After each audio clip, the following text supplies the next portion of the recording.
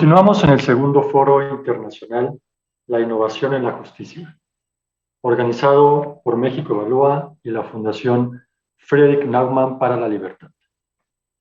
Les invitamos a interactuar, compartirnos sus comentarios, sus preguntas a través del sitio oficial del foro innovacionenlajusticia.mexicoevalúa.org y a través de las redes oficiales de México Evalúa en Facebook, Twitter, Instagram y YouTube, utilizando el hashtag Innovando la Justicia. Vamos a continuar las actividades del día de hoy con el siguiente panel, denominado Justicia Climática, la responsabilidad de los tribunales. Este panel estará moderado por Anaid Velasco, gerenta de investigación del Centro Mexicano de Derecho Ambiental, CEMDA. Participarán Celeste Gabriela Cedillo González, catedrática de la Universidad de las Américas en Puebla, Gabriela Renata Terrazas Tapia, vicepresidenta de Oceana México, y Froilán Hernández Ruiz, Senior Attorney de The Nature Conservancy. Los temas que se abordarán serán justicia ambiental, ética y política, discriminaciones de comunidades dependientes de recursos naturales, así como procuración e impartición de justicia ante delitos ambientales. Le cedemos la palabra a Anaid Velasco. Hola, ¿qué tal? Muchas gracias. Bienvenidas a todas y a todos a este panel sobre justicia climática como un componente de la justicia ambiental. Y me da mucho gusto presentarles a nuestros invitados del día de hoy, la doctora Celeste Gabriela Cedillo González. Ella es doctora en ciencia política por la Universidad Nacional Autónoma de México y sus principales líneas de investigación son el análisis de la gobernanza y de la geografía ambiental en las políticas públicas de conservación en México, así como el análisis de políticas de conservación y gobernanza ambiental aplicadas a la problemática relacionada con el crimen, la violencia y problemas de justicia en el uso y acceso a los recursos naturales. Actualmente es profesora de tiempo completo e investigadora en el Departamento de Relaciones Internacionales y Ciencia Política de la Universidad de las Américas, Puebla. Bienvenida, Celeste. Tenemos también a Froilán Hernández Ruiz. Froilán es licenciado en Derecho por el CIDE, maestro en Administración Pública y Derecho por la Universidad de Pensilvania en Estados Unidos. Actualmente es abogado senior para México y el norte de Centroamérica y para el equipo global de seguridad hídrica en The Nature Conservancy. Y finalmente tenemos a Renata Terrazas Tapia. Renata cuenta con una licenciatura en Ciencias Políticas por la UNAM. También hizo una estancia en la Universidad de Berkeley, en California. Cuenta más de 10 años de experiencia en investigación y análisis y es columnista de la Jornada San Luis. Actualmente es vicepresidenta de Oceana México. Bienvenida, bienvenido. Y bueno, estamos en esta mesa para abordar justamente el tema de justicia climática, un tema que cada vez nos resuena más. En los últimos años han tenido más auge precisamente porque la justicia climática es un concepto que se enmarca en un tema de responsabilidades, en un tema de derechos humanos, en donde a partir de los efectos del cambio climático se ha descubierto que generalmente las personas que son más afectadas por estos impactos del cambio climático son las que menor responsabilidad tienen en el problema.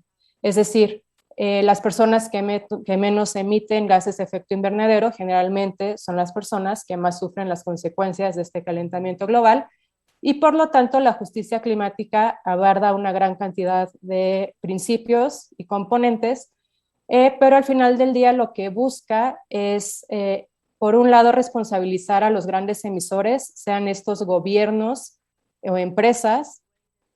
Por otro lado, lograr cambios estructurales en las formas de producción y de consumo, de manera que justamente se emitan menos gases de efecto invernadero. Y finalmente, indemnizar o pagar por las pérdidas y los daños derivados del cambio climático, sobre todo en aquellos lugares y en aquellos sectores productivos que, como ya mencionaba, contribuyen mucho menos al problema. Entonces, teniendo este, digamos, contexto, lo que vamos a hacer en esta mesa es precisamente analizar cómo está el día de hoy la justicia climática en nuestro país a partir de distintos sectores y el expertise de nuestros ponentes invitados Y para ello quisiera iniciar dándole la palabra a Renata, quien nos va primero a presentar un caso sobre cómo justamente en un sector muy particular, que es la pesca, se están viviendo estos efectos diferenciados del cambio climático, para a partir de ahí empezar a abordar nuestras ideas con Celeste y con Froilán respecto a cómo se tendría que avanzar o mejorar el acceso a la justicia para realmente llegar a una justicia climática.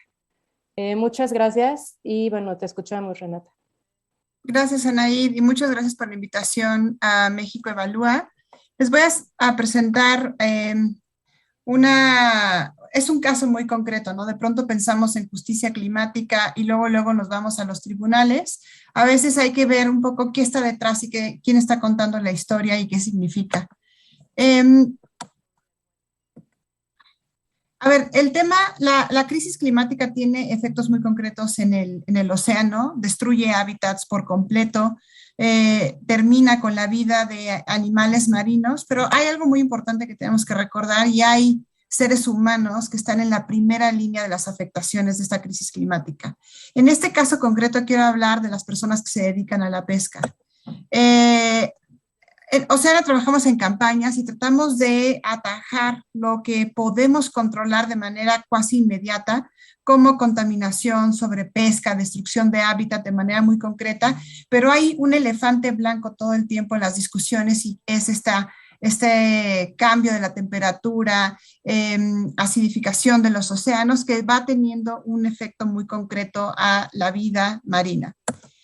No debemos olvidar que al final del día todo esto tiene un componente en común. Somos los seres humanos los que estamos al frente, al centro de esta discusión, somos los que hemos generado esto, los que lo podemos transformar, pero también lo que lo estamos viviendo, los efectos de manera muy concreta.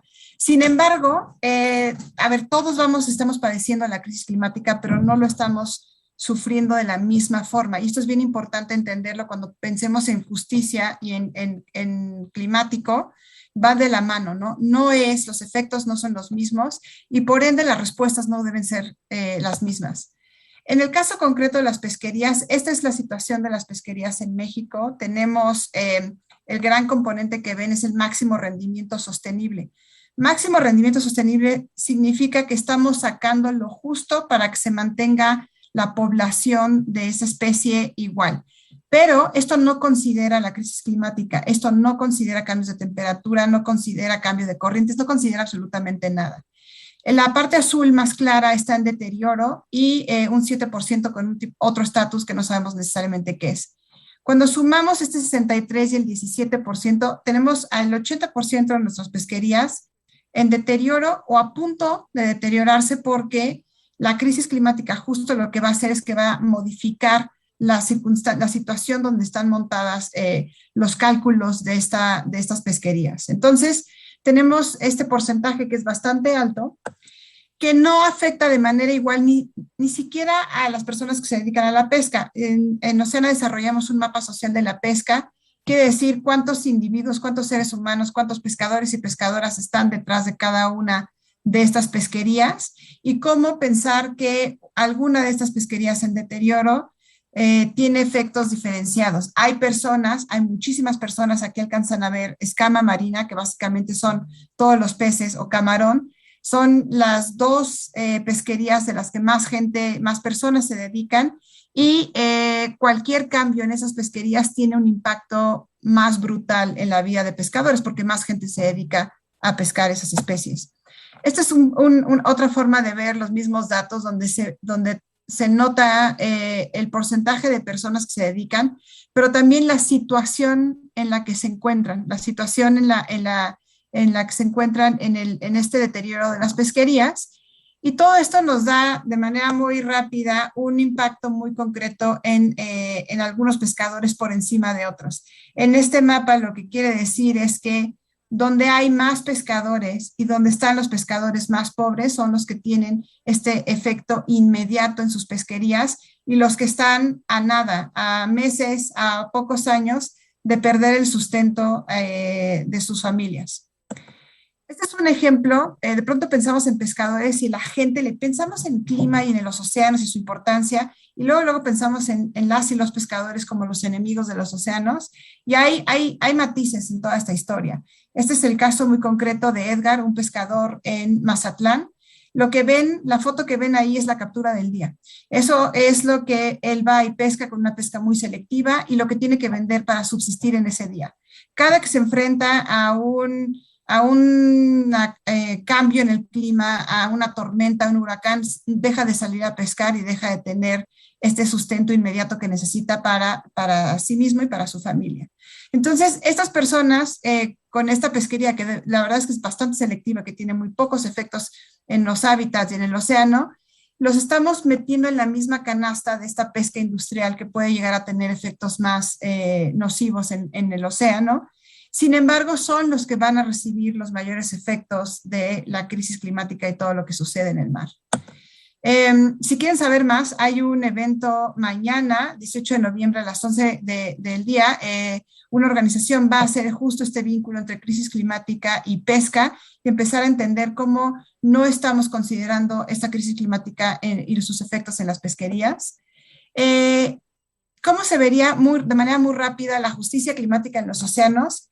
No tenemos que esperarnos hasta que haya actos nocivos en contra del medio ambiente para entender y habilitar a las políticas públicas y habilitar al sistema de justicia. Hay muchos pasos que podemos dar antes, lo que lleva a muchas pescadoras y pescadores a sobrepescar. No es un afán de destrucción del océano, sino es una serie de condiciones de vida y sociales que no son óptimas. Necesitamos considerar los sujetos de derechos, atenderlos desde una manera mucho más amplia y no solamente desde la pesca. Son personas que tienen que acceder a educación, seguridad social, salud, etcétera, etcétera. Y tenemos que empezar a entender que no se atiende un tema de crisis climática solamente desde el lado punitivo. Hay cosas que hacer y actuar antes de que suceda todo el desastre. Y lo segundo es que necesitamos empezar a considerar la información de la crisis climática dentro de nuestras propias respuestas como Estado ante temas que suceden en el océano, quiénes son tanto las comunidades costeras como las comunidades de pescadores y pescadoras, que son los que van a ser los principales afectados. Y al final del día no debemos olvidar que crisis climática está al centro las personas y unas personas por encima de otras. No estamos todos en el mismo barco. Desafortunadamente y afortunadamente, es desigual los efectos de la crisis climática, pero también están siendo muy desiguales las acciones de los estados frente a la crisis climática. La invitación es actuar de conformidad a quienes están siendo las personas que reciben los mayores efectos, que como lo decía Anaid, suelen ser las personas que menos contribuyen a esta crisis climática. Muchísimas gracias y dejo de compartir mi pantalla. Muchas gracias, Renata. Bueno, sin duda, digamos, una presentación muy práctica de cómo al día de hoy justo estos efectos se están viviendo en un sector muy particular y muy importante en el contexto de nuestro país, también considerando el gran litoral costero que tenemos y la gran cantidad de personas que viven, ¿no?, de esta actividad productiva.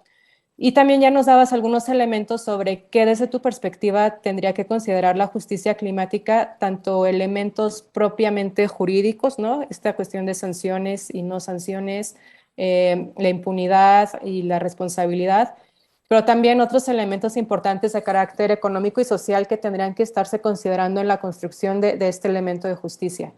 Y bueno, para profundizar un poco más precisamente en qué implica la justicia, cuáles son sus retos y cómo se podría abordar aterrizándolo justamente a esta vertiente de justicia climática, la doctora Celeste nos va a compartir a continuación su presentación y sus reflexiones. Y nada más recordar al auditorio que, bueno, al final tendremos una ronda de preguntas y respuestas para que las vayan pensando y anotando. Y bueno, sin mayor preámbulo, doctora Celeste, le escuchamos. Muchísimas gracias, Anaí. No sé si van a presentar ustedes, creo que se las mandé o si no yo la presento en este momento. Sí la tenemos por ahí.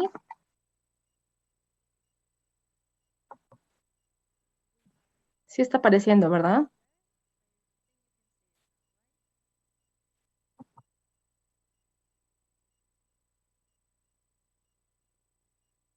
Ok. Bueno, muchísimas gracias por esta presentación. Me da mucho gusto estar con ustedes. Realmente para nosotros es muy importante compartir un poco estas reflexiones sobre un tema que es cada vez más importante reflexionar, que es la justicia ambiental.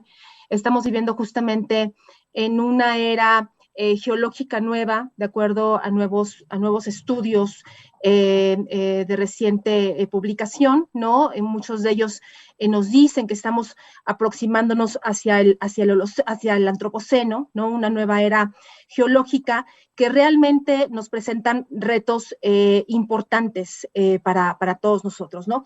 Y creo que este caso que nos comenta Renata, pues ya estamos viendo justamente las implicaciones de la justicia ambiental en un estudio de caso, ¿no? Que es lo relacionado con la pesca.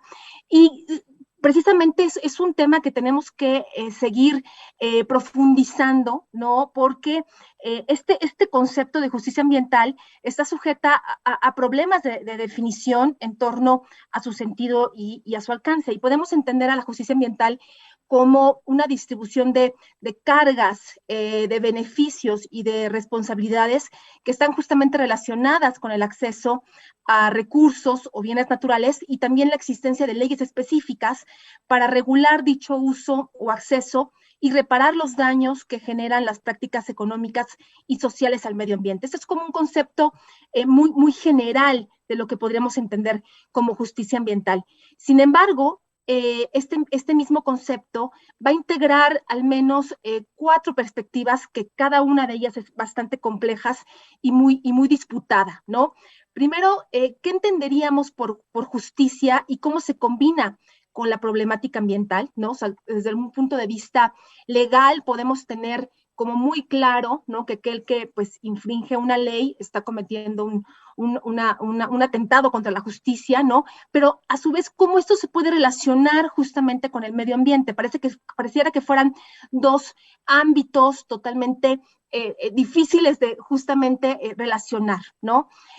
Segundo, ¿cómo interpretamos también esta relación a partir de las políticas públicas que podemos diseñar justamente para poder mantener este equilibrio entre las personas y la naturaleza? La tercera perspectiva que podemos identificar aquí es que las definiciones y los límites que se establecen formalmente por el derecho ambiental y el contexto histórico-político también tiene una serie de reivindicaciones y demandas que son difíciles de realmente complementar, ¿no? Y esto que comentaba, la irrupción del antropoceno, ¿no? Esta nueva era geológica que nos demanda realmente pues tomar en cuenta cada vez más estos ejemplos que nos comenta Renata, ¿no? Esta forma de visualizar y de ver a personas que están realmente dependiendo de un recurso de uso común y cómo lograr perspectivas realmente mucho más sustentables, ¿no? Podemos identificar algunos tipos de justicia ambiental. La primera yo la relacionaría justamente con la justicia ambiental, con el derecho ambiental, ¿no? Que podríamos hablar justamente del acceso a la justicia ambiental y que tiene que ver justamente con este uso de leyes, ¿no? De reglas para priorizar la regulación del uso y el acceso a los recursos naturales, ¿no? Eso es como un tipo de justicia que podemos identificar y que tiene que ver justamente con la aplicación de las leyes, ¿no? Y a su vez aplicar una serie de sanciones para aquellos que no cumplen con estas leyes, ¿no? El segundo tipo de justicia es un poco más amplio, ¿no? Estaremos hablando ya de una justicia socioambiental que tiene que ver justamente con reconocer que las personas tienen un derecho al uso de los recursos naturales, ¿no? Más allá de lo que dictan las leyes.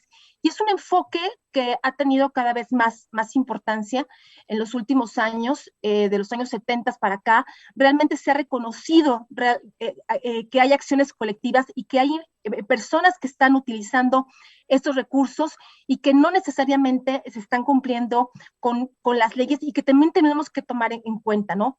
Esto representa un enfoque mucho más sustantivo y en ocasiones suele entenderse como crímenes y daños socioambientales aquellos que en muchas ocasiones no están tipificados o reconocidos por estas leyes, ¿no? Y un tercer tipo de justicia, ¿no? Quizás tenga algo que ver cada vez más con la emergencia climática que estamos viviendo, ¿no? Y a partir de ahí podemos identificar varios otros tipos de justicia relacionados con la litigación climática, la justicia climática también retributiva, que tiene que ver justamente con que los países retribuyan todo lo relacionado con el tema de cambio climático, ¿no? Por último, quiero enfatizar que la justicia ambiental, desde un enfoque del derecho ambiental, requiere de la actualización constante de la legislación y también los tipos penales. Sin embargo, muchos tipos de daños y riesgos, al igual que usos de la naturaleza, difícilmente se pueden formalizar y muchos daños no son reparables. La justicia socioambiental retoma también muchas aspiraciones sociales y comunitarias con relación al uso de la naturaleza, pero al final requiere traducirse en mecanismos legales efectivos para litigar daños y crímenes ambientales. Y por último, la justicia climática depende de acuerdos globales y la forma en que se implementan con la legislación nacional. Esta sería como mi contribución en este momento. Muchas gracias por la atención. Muchas gracias, Celeste. Permítame tutearte. Bueno, nos has dado unos elementos importantísimos y una desagregación sobre cómo podríamos estar pensando en este concepto de justicia en distintas aristas y cómo precisamente una de ellas más relacionada, aterrizada con la justicia climática, tiene que ver justamente con temas de compensación, equidad y distribución de estas cargas, ¿no? Más allá, además del acceso a los recursos naturales. Y bueno, quisiera finalizar esta primera ronda justamente con Froilán, para que, habiendo escuchado tanto el caso de estudio que nos ha presentado Renata, como esta parte más teórica, pero también de retos de cómo podría cumplirse con la justicia, si tú, Froilán, nos pudieras elaborar una reflexión sobre cuáles entonces serían los mecanismos para que justamente las comunidades que dependen más de los recursos naturales puedan tener acceso a esta justicia ambiental y, digamos, de manera más particular a justicia climática, ¿no? ¿Cuáles serán estas herramientas, estos mecanismos que tú contemplas tendrían que existir? O si ya existen, ¿cuáles serían los retos para que sean efectivos, para efectivamente acceder a esta justicia por parte de las poblaciones pues, más vulnerables, ¿no? Ante los efectos del cambio climático? Muchas gracias, Anaid. Pues el principal mecanismo que hemos visto en años recientes y que se promueve incluso cada vez más, como en la COP más reciente, es incluirlos en los procesos de tomas de decisiones, ¿no? Suena algo hasta de cierta forma lógico, pero estamos llenos de ejemplos claros sobre las consecuencias que se han tenido de que no haya sido así. Quería compartir dos al respecto. Uno, pues que fue un caso en Houston en 1979, en donde de hecho se dice nace el concepto de justicia ambiental, en que el abogado Robert Bullard, ahora conocido como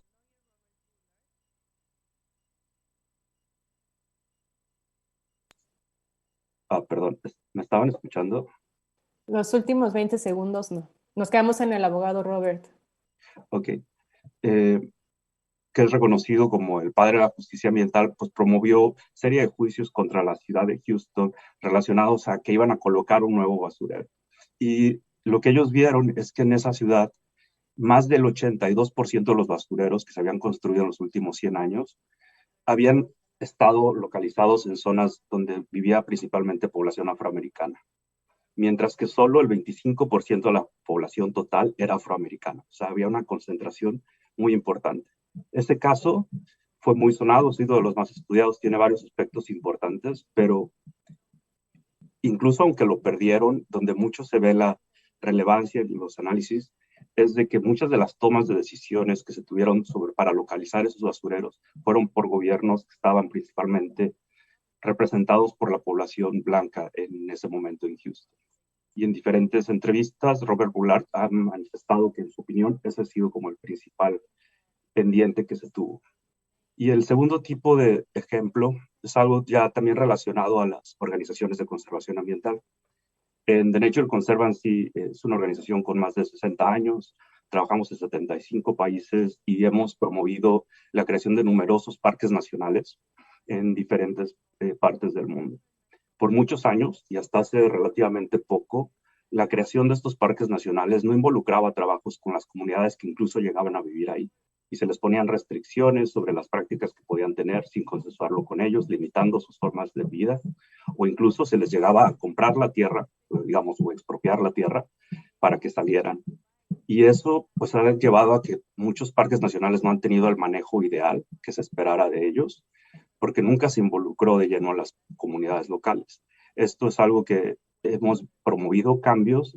Por ejemplo, en Canadá, el Parque Nacional más reciente fue creado el año pasado, son 6 millones de acres, y en este caso ya desde su creación fue consensuado con comunidades indígenas locales y ellos van a ser los responsables del comanejo de este parque. Y algo también que es en verdad relevante es que eso reconoce la conexión que estas comunidades tienen con la naturaleza, ¿no? Y que ellos son comunidades que aprecian lo que la naturaleza les da y por lo general son de los mayores protectores de los recursos que tienen. Entonces, ese sería el principal mecanismo que yo buscaría promover. Y el segundo tipo de mecanismo que sería importante es que las evaluaciones que hacen los diferentes gobiernos sobre las obras que puedan tener impactos sobre las comunidades sean evaluados de forma íntegra sobre las regiones en que ellos viven. Y ahí hay un ejemplo reciente del año 2019 que llegó a la Corte Suprema de Chile, en la zona de Valparaíso, en donde era una zona en donde en los últimos 20 años hubo mucho crecimiento, se autorizaron muchas licencias para diferentes tipos de industrias, y todas esas industrias en su momento cumplieron con la normatividad. O sea, no hubo faltas a las leyes ambientales. Cuando fueron con la autoridad ambiental, estuvieron, cuando fueron con el cambio de uso de suelo, con los municipios, todo fue de cierta forma cumpliendo. Sin embargo, fue al tanto el nivel de crecimiento que en 2018 empezaron a crecer sustancialmente los casos de asma en la ciudad. También hubo más de 300 personas intoxicadas en solo un mes y no se tenía capacidad para atenderlos en los hospitales locales. Este caso, al llegar a la Suprema Corte, una de las reflexiones que hacen es que no era posible identificar quién había sido el culpable de todas estas obras, en autorizar todas estas obras, porque habían sido revisadas en aspectos individuales. Y uno de los aspectos que promovió la Suprema Corte fue regresar esto al gobierno para que hiciera una evaluación integral de cómo diferentes obras que estaban impactando las comunidades iban a tener un impacto en su conjunto y en esa medida evaluarlo. Y esos serían los dos mecanismos que yo propondría. Muchas gracias, Froilán. Muy interesante también porque entonces nos estás dando un elemento que va más allá de las leyes y que alude, digamos, a un tema de política, ¿no? Es decir, cómo estamos construyendo y haciendo política pública para que precisamente estas comunidades sean consideradas desde la construcción de políticas que muchas veces en su implementación pueden violar derechos, ¿no?, de las propias comunidades, empezando por ignorarlos, ¿no?, como beneficiarios o afectados en un territorio. Y justamente hay muchos casos al respecto también en temas climáticos en donde, por ejemplo, la instalación de parques eólicos, ¿no?, proyectos de energía renovable que ayudan precisamente a la mitigación, muchos de ellos empezaron a implementar sin la autorización o sin el consentimiento de comunidades indígenas, ¿no? Y entonces en realidad estar resolviendo un problema que sería esta mitigación de gases de efecto invernadero, lo que se está sucediendo es que estás creando conflictos socioambientales, ¿no? Y a partir de ahí es que se ha cuidado un poco más justamente este principio de participación social, no solo como, digamos, un principio enunciativo, sino en la construcción de estas políticas. Y un segundo elemento muy valioso que también nos das para analizar es cómo los instrumentos de política ambiental, en este caso, pues áreas naturales protegidas y la misma evaluación de impacto ambiental, desde su creación, pero también su aplicación, pueden contribuir a crear justicia o injusticia, ¿no? Y en este caso, y justicia climática. Creo que también es muy valioso como mencionas que incluso con el cumplimiento estricto de la ley, muchas veces puedes generar daños en el mediano y en el largo plazo, ¿no? Y eso, bueno, claramente ahí entra un principio muy importante que también toma mucha relevancia en el tema de cambio climático, que es el principio precautorio, en donde justamente como no siempre tenemos certeza de lo que va a suceder, es mejor, digamos, tener un manejo del riesgo moderado, ¿no? Justamente con precaución, sabiendo que hay muchos daños en el mediano y largo plazo, ¿no? Que no podemos prever. Entonces, muchas gracias por esta primera ronda. Y bueno, quisiera introducir ahora una segunda ronda, habiendo escuchado sus intervenciones, en donde, bueno, creo que tenemos algunos elementos comunes. El primero de ellos es que creo que estamos de acuerdo los tres que la justicia climática, bueno, los cuatro aquí, tiene un componente social fundamental. No podemos ignorar, por lo tanto, este componente social y que generalmente son las sociedades o las comunidades más ya vulnerables, estructuralmente vulnerables, las que van a tener mayores afectaciones por los impactos del cambio climático. Y que por lo tanto, en atención a un concepto de justicia que va un poco más allá de la legalidad, ¿no? De la mera legalidad, tendríamos que estar pensando en la construcción de políticas, no solo de leyes, de políticas que incluyan a estas comunidades y que los efectos, digamos, se consideren no solo en el corto plazo, sino en el mediano y largo plazo, ¿no? Justamente también por un principio de justicia intrageneracional, ¿no? Es decir, que cómo vamos a dejar, cómo nos dejaron el planeta y qué vamos a dejar, ¿no? A generaciones futuras. Entonces, teniendo estos elementos en común, pues me atrevería ahora a preguntarles en esta siguiente intervención, por lo tanto, ¿cómo podríamos medir la justicia ambiental y la justicia climática? ¿Y quién tiene, por lo tanto, la voz autorizada para decir qué es justo y qué es injusto, ¿no? Es decir, si es, digamos, una ley, si es un juez, si es una comunidad afectada, si es el Estado quien tendría que tener justamente la rectoría de desarrollo y la protección de derechos humanos en el caso de México, digamos, en su percepción y con base en su expertise y lo que ya nos han expuesto y compartido, pues que nos pudieran decir esto, ¿no? Es decir, ¿cómo se mide esta justicia? ¿Cómo podríamos decir que estamos avanzando en términos de justicia climática? ¿No? O sea, ¿cuáles serían los elementos? ¿Y quién define qué es lo justo, no? ¿Quién sería esta voz autorizada? O si son muchas voces, y digamos, aquí lo dejo, entonces cada uno tienen un máximo de 5 minutos, y bueno, les agradezco. Entonces, no sé si quieren empezar conforme presentaron o les doy, o voluntariamente.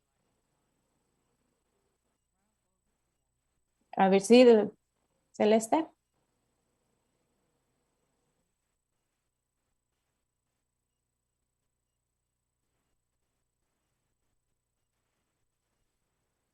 ¿Ya me escuchan? Ya. Ok. Si quieren, yo les cuento un poquito lo que estamos haciendo desde la Universidad de las Américas Puebla, que justamente es una propuesta de medición de la justicia ambiental, ¿no? No sé si me pueden compartir un momento la presentación nuevamente.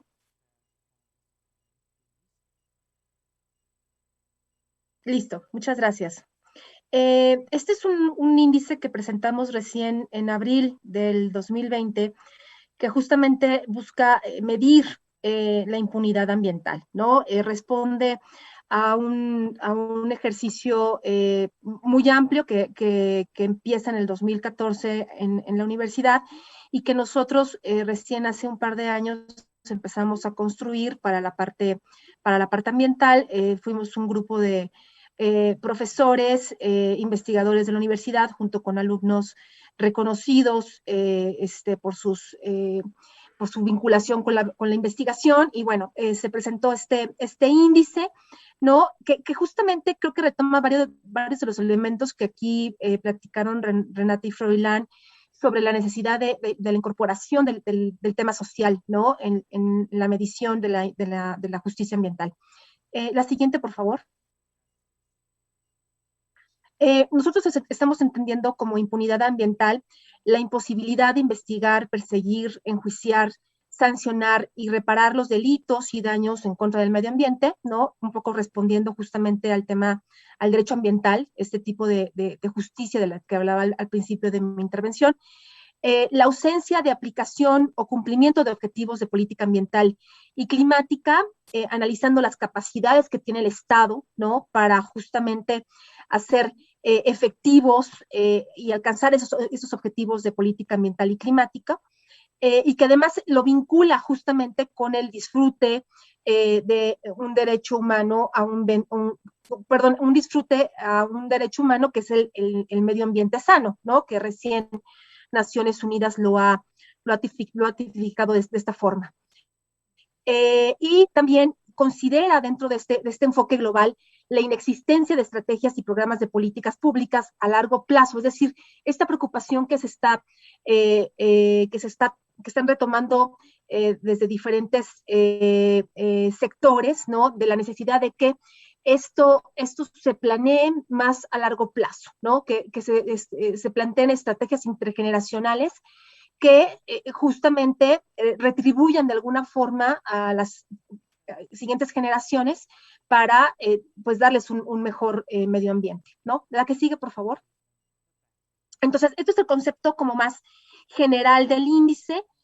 Medimos 4 capacidades, que es la capacidad institucional que tiene a nivel estatal, porque analizamos las entidades federativas del país, las 32 entidades federativas, el crimen ambiental, ¿no? Que tiene que ver justamente con asesinatos activistas, denuncias, todo lo relacionado con esta dimensión, degradación ambiental, es decir, deforestación, ¿no? Ahí también consideramos algunos otros índices de capital natural y la estrategia intergeneracional que tiene que ver justamente con que existan leyes, ¿no? Que estén considerando a generaciones futuras, como las leyes de cambio climático, las leyes de biodiversidad, que puedan existir a nivel estatal. Entonces, todo esto lo analizamos en 42 indicadores. Cabe destacar que fue, pues se imaginarán, complicado contar con información uniforme para todas estas dimensiones y para los 32 estados, que eso es realmente lo complejo, ¿no? Si bien yo creo que México ha tenido grandes pasos alcanzados para medir de cierta forma el tema ambiental a nivel nacional, todavía le falta capacidades para poder medir esto a nivel estado, ¿no? La que sigue, por favor. Y bueno, retomamos mucho del enfoque de la criminología verde, ¿no? Estos enfoques teóricos que platicábamos hace un momento y que tienen que ver justamente con la justicia socioambiental, ¿no? La que sigue, por favor. Y bueno, pues encontramos este mapa, ¿no? De la impunidad ambiental en cada uno de los estados, en donde pues lastimosamente tenemos un promedio de 1.93, ¿no? Que es la media nacional, ¿no? Y pocos estados, realmente alrededor de 9 estados solamente superan los 2 puntos de calificación. Cabe destacar que cada una de estas dimensiones, de las 4 que les mencioné, vale 1 punto. Por lo tanto, pues bueno, estamos realmente muy pocos estados, 10 estados solamente sobrepasan el 2 de calificación y la media nacional es de 1.93. Entonces, esto refleja realmente, ¿no? Que en estas 4 dimensiones que estamos analizando, pues hay pues unos resultados muy pobres, ¿no? A nivel estatal, y creo que es una aportación interesante para poder discutirla, ¿no? A nivel estatal, ¿no? Que esa es un poco la intención. La que sigue, por favor. Seguramente ya me pasé un poquito del tiempo, entonces están ahí los resultados por cada uno de los estados, ¿no? En donde, bueno, hay estados como Durango, Morelos, Ciudad de México, Baja California, Querétaro, que tienen los mejores resultados, y los peores resultados, pues está entre Colima, Sinaloa, Yucatán, Tlaxcala, Zacatecas, como los estados que tienen un índice bastante más bajo, ¿no? La que sigue, por favor. Y bueno, aquí podemos ver resultados por capacidad, por cada una de las dimensiones. La que sigue, por favor. La que sigue, por favor. La que sigue. Para ya no extenderme demasiado, la que sigue, por favor. Y bueno, un poco aquí algo que me gustaría resaltar, ¿no? Es que pues requerimos de mejores capacidades en todos los estados, ¿no? En todas las entidades federativas, recursos, presupuesto, ¿no? Para poder tener una mejor medición en este índice. Hay información estadística, como les comentaba, sobre el sector ambiental a nivel estatal bastante desigual. Es importante contar con un censo nacional que mida justamente a nivel estatal la política ambiental y la justicia y los derechos humanos a nivel ambiental. Eso es importante que se vaya construyendo como capacidad en el gobierno, ¿no? La información estadística debe permitir también medir conflicto, afectación y víctimas ambientales. Es indispensable desarrollar un sistema de evaluación estatal, ¿no? Que no solamente sepamos que hay leyes de cambio climático, que hay leyes para la protección de la biodiversidad, sino que también, ¿no?, haya una efectividad en la aplicación de estos programas o de estas leyes en el Estado. Y, por supuesto, ¿no?, necesitamos realmente, debido a esta emergencia ambiental global que se ha discutido en diversos foros internacionales y que estamos pasando y que nos ha mantenido prácticamente en casa más de casi 2 años, ¿no? Pues requerimos justamente considerar los derechos humanos a nivel ambiental y reconocer a estas poblaciones que son más vulnerables frente a la problemática de cambio climático. Muchas gracias. Ese sería como un poco lo que estamos haciendo y que creo que puede contribuir al análisis o a la medición de la justicia ambiental.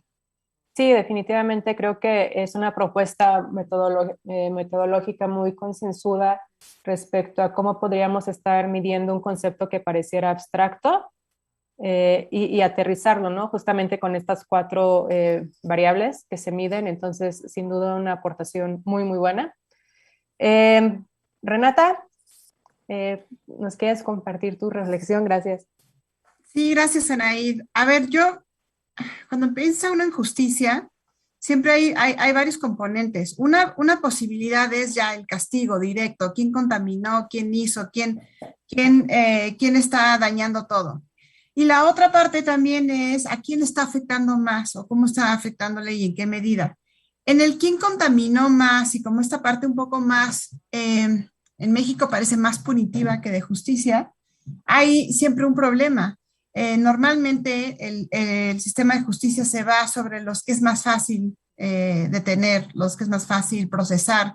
Nunca se me va a olvidar una vez que leí una historia de una persona que llevaba 8 años en la cárcel por haber matado 2 conejos en un área natural protegida, frente a un derrame como el del río Sonora, en donde pagó una porción muy pequeñita del ingreso, la empresa pagó una porción muy pequeña del ingreso que tuvo en el año.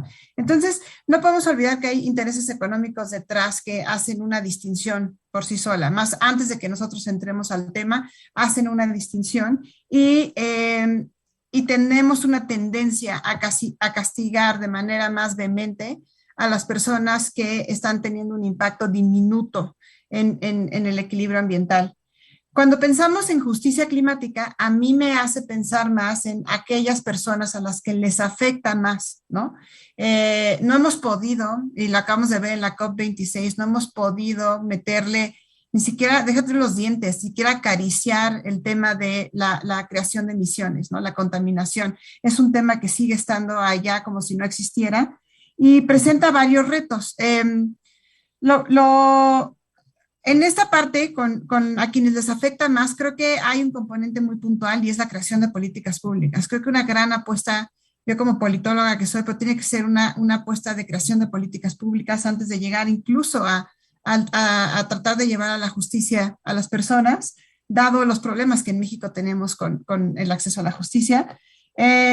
Sin embargo, sí hay un reto, aún cuando acabo de decir eso, sí hay un reto en el sistema judicial en temas de ambientales y de crisis climática, es casi imposible, a menos que sea una relación muy directa, demostrar cómo una acción tiene una afectación puntual en la salud de las personas o en el daño ambiental. Sigue siendo muy difícil hacer esta línea causal y esta parte que exigen la ley, que exigen los jueces, de que prácticamente sea evidente para todo el mundo cómo una acción determinó una afectación ambiental. Entonces sigue siendo un reto y creo que ahí tenemos el sistema judicial en México y en el mundo tiene que adaptarse a esta forma de entender la causalidad de manera más integral. Lo mencionaba Froilán con el caso de Chile, ¿no? Estas empresas no se sabía quién hizo el impacto, entonces creo que nos pasa mucho accediendo a la justicia. Y por otro lado, quería decir, la respuesta del Estado, a veces la propia respuesta del Estado genera estas desigualdades, genera estas inequidades. Lo mencionaste, Anaid, con el tema de las eólicas. Es un tema que permite reducir las emisiones, sin embargo, a costa de de comunidades enteras, ¿no? De derechos de personas de pueblos originarios. Pero hay otras aproximaciones del Estado en donde sí hay una afectación, pero que podría revertir los efectos negativos en la población más vulnerable. Un ejemplo concreto es las energías renovables. Sí, las energías renovables sí encarecen la luz, es verdad. Sin embargo, los estados que le han apostado a las renovables han subsidiado a las poblaciones en una mayor situación de vulnerabilidad para que en lo que la transición de estos energéticos se hace realidad, no absorban de manera más pesada este cambio. Entonces, sí es cierto que hay veces que caminar hacia contaminar menos tiene efectos inmediatos en la economía de las personas. Sin embargo, para eso está el Estado, para evitar que reciban este mayor impacto. Y había una pregunta muy puntual, ¿quiénes tienen que tomar estas decisiones? Creo que tenemos que estar todas y todos en la discusión. Cometeríamos un error pensar que la justicia climática o la justicia ambiental depende de gente experta, depende de jueces, depende solamente de los gobiernos o de las organizaciones. Necesitamos tener conversaciones mucho más amplias entre diferentes personas y creo que el principio al que deberíamos de llegar muy pronto de acuerdo es las personas afectadas tienen que estar al centro de la discusión. Se va a tomar una medida, el Estado va a tomar una medida para solucionar un problema. Las personas a las que les va a afectar directamente tienen que estar al centro, sea de lo que sea y sea en donde sea. Y creo que cuando empecemos a hacerlo de manera genuina, vamos a llegar a conclusiones más virtuosas, tanto en temas de justicia social como de justicia socioambiental.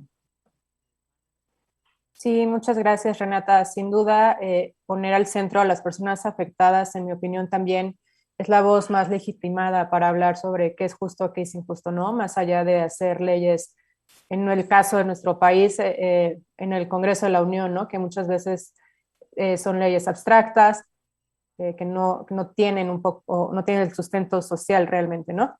Conocimiento de la realidad. Muchas gracias. Para cerrar este bloque y luego dar pie a las preguntas, que ya tenemos varias del auditorio, me gustaría escuchar a Froilán, justamente su reflexión. Muchas gracias, Anaí. Retomando, ¿no? La pregunta era sobre mediciones, sobre dónde deberían estar las voces que hagan estas mediciones. Cuanto a mediciones, ya Celeste hizo una identificación de todas las principales, con todas de acuerdo. Una en la que yo haría hincapié es que en los modelos de planeación se incluyan estas variables.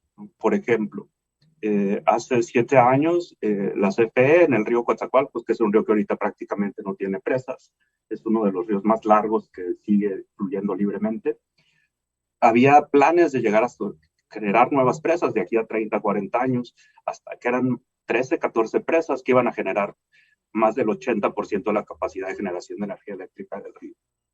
En esos modelos iniciales, cuando se empezaban a ubicarlas donde pudieran estar estas presas, pues no se veían los impactos ambientales a profundidad, no se identificaban previamente qué comunidades pudieran haber sido afectadas, ¿no? ¿Qué pasó? Hubo una colaboración con el Banco Interamericano de Desarrollo, con organizaciones como The Nature Conservancy, para hacer diferentes modelos de cómo se podía hacer una mejor planeación del río, que atendiera la necesidad de generación energética, pero también en una primera etapa los impactos ambientales. Y ahí se llegaron a generar diferentes modelos en donde veían cómo era posible bajar de esas 14 presas a solo 5 presas y minimizar en un 90% los impactos ambientales.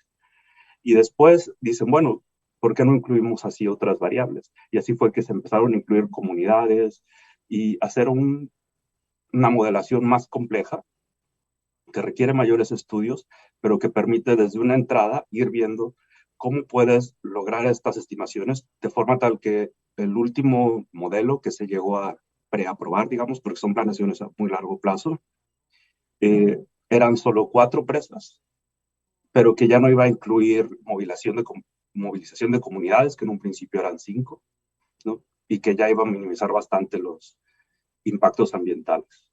Entonces, yo creo que una medición importante, bueno, un indicador que que tengamos indicadores de que lo estamos midiendo, ¿no? Que sean modelos que lo incluyan.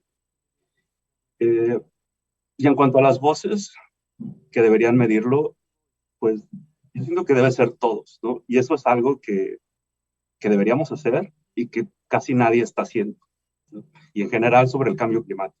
O sea, en muchas encuestas, por ejemplo aquí en Estados Unidos, solo el 50% de las personas cree que van a sufrir algún impacto por el cambio climático durante sus vidas, cuando en realidad tal vez ya hasta los estén sufriendo, ¿no? Pero incluso de ese 50%, es alrededor del 20% los que en alguna ocasión llegan a tener pláticas al respecto, conversaciones sobre los impactos y qué es lo que podemos hacer. Y digo, si no hablamos de estos temas, pues cómo nos vamos a preocupar y cómo vamos a tomar acciones para el tipo de medidas que se necesitan para corregirlos. Y bueno, y por eso, la verdad, agradecer a México Evalúa por organizar este foro, pues que permite llevar este tipo de conversaciones y que se hablen cada vez más de estos temas. Y son temas que a veces con los ejemplos que damos uno puede pensar, bueno, el río Coatzacoalcos está muy lejos y las zonas altas del río Los Chimalapas lo he escuchado en la televisión, ¿dónde está? Pero el tema de justicia ambiental también llega a las zonas urbanas, ¿no? O sea, por ejemplo, pueden pensar en a dónde llegan los principales beneficios ambientales. Por ejemplo, en tu ciudad, en qué zonas están las mejores áreas verdes, las mejores áreas deportivas, si quieres ejercitarte y tener buena salud, que vimos este año con el año y medio con la pandemia, lo importante que es tener una buena condición física, ¿no? O también, bueno, dónde llegan los impactos negativos, como el ejemplo de dónde están los basureros en tu ciudad, en qué zonas de tu ciudad tienen la mejor calidad de agua, y así diferentes indicadores que te pueden llevar a decir, bueno, cómo es la ciudad donde vivimos, el contexto donde vivimos, y evaluar si esto es justo en términos ambientales. Sería eso, Anaí, gracias. Sí, muchas gracias, Froilán. Me encanta el ejemplo que das de las hidroeléctricas porque al igual que Renata, justamente visibiliza, ¿no?, este tema de las falsas soluciones al cambio climático en donde tratando de resolver un problema cuando ignoramos el contexto local, la presencia de comunidades y también, digamos, el ecosistema en donde se van a insertar estas soluciones climáticas. Cuando las ignoramos, generamos un problema mayor, ¿no?, el que estamos tratando de resolver, o si no mayor, por lo menos varios problemas paralelos que después tenemos que estar apagando fuegos, ¿no? Y creo que justamente la justicia climática, desde la concepción de esas medidas de política pública, esos proyectos, tendría que estar presentes, ¿no? Y bueno, claramente el marco legal ayuda y claramente el sistema de sanciones y asignación de responsabilidades también es muy útil. El rol de los jueces, por supuesto, en términos de justicia climática, ha habido mucho pronunciamiento, por ejemplo, en los poderes judiciales, en las cortes de los distintos países, a diferencia de otro tipo, ¿no?, de temas ambientales, por ejemplo, justicia hídrica. Vamos un poquito más atrás en justicia hídrica respecto a justicia climática, pero sin duda sí todos tenemos algo que decir al respecto, ¿no? Y creo que todos construimos esta justicia climática. Y bueno, habiendo dicho eso, un par de preguntas que no sé que las podamos contestar. Una de ellas es, ¿cuál es el rol y la responsabilidad también para las empresas? Se habla de responsabilidad social corporativa, pero no hay transparencia en las emisiones, en afectaciones al medio ambiente, en daños ocasionados por la operación industrial. Para eso voy con un minuto si podemos responder. Creo que ya vamos un poco justos. Y una segunda pregunta que sería si identifican algún ejemplo de esfuerzo comunitario desde las poblaciones que viven de los recursos naturales para lograr un equilibrio y acceso a la justicia. Entonces, bueno, para la primera pregunta sobre rol y responsabilidad también para las empresas, me gustaría escuchar 1 minuto cada quien y luego la segunda pregunta. O si prefieren más bien uno de ustedes contestar o contestar los tres, como ustedes gusten.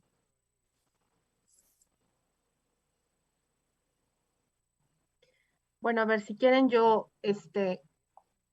les doy mi punto de vista sobre el rol de las empresas en esta problemática de justicia. Creo que es fundamental, ¿no? Por ejemplo, en el caso de Puebla, está pues un río muy contaminado, en el cual, que seguramente ustedes conocen o han escuchado, que es el río Atoyac, ¿no? El segundo río más contaminado del país, y que, pues, a pesar de los esfuerzos del trabajo de las ONGs para poder rescatar a este río, pues sigue no habiendo coordinación entre los estados, ¿no? Que es justamente una de las problemáticas que se tiene, ¿no? Y que no se ha podido, a pesar de tantos años de haberse intentado el rescate, ¿no? Aplicar la normativa hacia las empresas, hacia las plantas de tratamiento que deben existir y que actúen de manera eficiente, ¿no? Para mí es como el caso más cercano que tengo, ¿no? Al lugar donde vivo y donde justamente lamentablemente no se ha podido. O sea, el papel de las empresas es muy importante porque hay muchas textileras que en el paso del río, ¿no? Contaminan por los químicos que se utilizan, y que realmente se requiere pues una regulación profunda, pero no solamente las empresas, sino también son conjuntos residenciales que también han crecido lamentablemente mucho en Puebla, y que sus aguas residuales van directamente al río Atoyac, ¿no? Entonces ahí se requiere realmente de un trabajo en conjunto, ¿no? Con los desarrolladores, con los diferentes sectores municipales, estatales, para pues poder evitar esta problemática que tenemos desde hace ya mucho tiempo y que tampoco se ha podido traducir en algo pues bastante exitoso, lamentablemente, ¿no? Entonces, creo que es muy importante. Yo quisiera brincar, a ver, el rol de las empresas es súper importante, pero tenemos que tener algo claro, no se van a autorregular solas, no van a ir jamás en contra de sus intereses económicos por proteger absolutamente nada. No va a pasar, necesitan ser reguladas, necesitamos trabajar con las y los empresarios, sí, necesitamos construir acuerdos, sí, pero hay que regularse y la gente, el poder que tenemos las y los consumidores es enorme. Es gigantesco, hemos logrado transformar muchísimo, no lo van a hacer de buena fe, necesitan este empuje y a la gente jalando para el mismo lado, exigir entre todas y todos y mantenernos vigilantes todo el tiempo. Es muy fácil, de pronto tenemos estas grandes empresas que crecieron gigantescamente, sus recursos económicos en la pandemia están contaminando y de pronto dan billones de dólares para atender temas ambientales. Hay que también empezar a hacer esta distinción porque puede parecer una vacilada. Y por otro lado, sí hay casos de comunidades que se organizan, ahí es distinto. Ahí están viendo que tienen afectación inmediata, que si no actúan ellos y si se quedan esperando a que los gobiernos actúen, se les va a caer todo. En el caso de la pesca, hay comunidades que han visto que se deteriora el recurso y ellos se organizan para restaurar, para repopular, para tener vedas autoimpuestas a costa, a veces incluso de los propios gobiernos que no tienen los mecanismos para apoyarlos. Entonces sí hay ejemplos, la verdad es que yo soy muy fanática de Elinor Ostrom, hay grandes ejemplos en donde la propia gente se organiza y de manera comunitaria maneja los recursos naturales de 1000 veces mejor forma que de la intervención estatal. Lo que tenemos que hacer es que eso sucede como en pequeños puntos, es tratar de escalarlo y llevarlo a un nivel donde, otra vez, las personas estén al centro, tomen decisiones y haya un principio de conservar el recurso natural del que están viviendo. Muchas gracias, Renata. Y Froilán, un minuto. Gracias. Yo, pensando en la segunda pregunta, quería recomendar que si quieren saber más de proyectos liderados por comunidades, en México tenemos muchos ejemplos, pero me gustaría sobresaltar a los Centros de Integración Territorial, CITERs, que son uniones de diferentes ejidos, diferentes comunidades que iniciaron en la península de Yucatán hace algunos años, enfocados en cómo ellos administrar mejor sus recursos naturales, tener mayores capacidades para afrontar las consecuencias del cambio climático. Y de hecho han sido 4 casos tan exitosos que recién la semana pasada, durante la COP, el gobierno de Estados Unidos, a través de la Agencia de Desarrollo, anunció una donación de $30 millones para Yucatán, Chiapas y Oaxaca para replicar este tipo de estrategias, y se estará canalizando a través de The Nature Conservancy para apoyar iniciativas comunitarias en estos estados. Muchas gracias, Froilán. Pues muchas gracias a nuestros panelistas. Tenemos más preguntas que les haremos llegar por el chat, también para mandarse las respuestas a los organizadores y las hagan llegar a los asistentes de este foro. Agradecerles por este breve pero riquísimo intercambio de ideas, experiencias y reflexiones, e invitar a los asistentes a que sigan conectados con este foro Innovando la Justicia, con nuestras mesas siguientes, y también recordar que el día de mañana también estarán este foro. Entonces, muchas gracias, un saludo, un abrazo muy fraterno y bonita tarde. Gracias. Gracias.